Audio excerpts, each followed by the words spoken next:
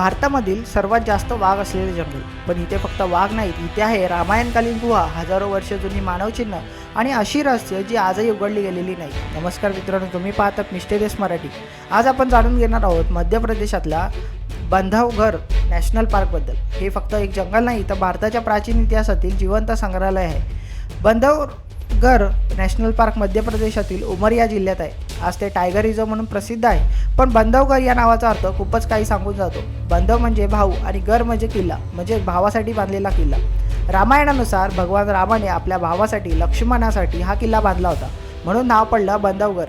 किल्ल्याच्या आत आणि आसपास आजही काही गोष्टी सापडतात. प्राचीन गुहा, शिलालेख, राम, सीता, लक्ष्मण यांचे कोरीव अवशेष आणि हजारो वर्ष जुनी मानवी वस्तीची चिन्ह. इतिहासकार म्हणतात की हा किल्ला 2000 ते 3000 वर्षांहून जुना आहे. बांधवगडच्या घनदाट जंगलामध्ये एक प्रचंड उंच टेकडी आहे आणि त्या टेकडीवरती बांधवगड फोर्ट हा किल्ला आजही पूर्णपणे उद्ध्वस्त आहे. पण इथे अजूनही आहे ते म्हणजे 39 पेक्षा जास्त गुहा, प्राचीन तलाव, जलसाठ्याची व्यवस्था आणि लपलेली दगडी मार्ग.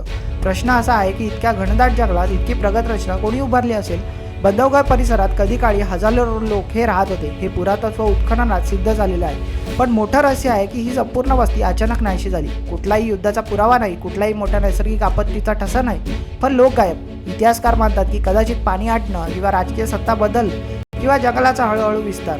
आज बांधवगडमध्ये सर्वात जास्त टायगर डेन्सिटी आहे, पण विशेष गोष्ट अशी की इथे वाघ आणि मानवाचा संघर्ष हा कमी होता.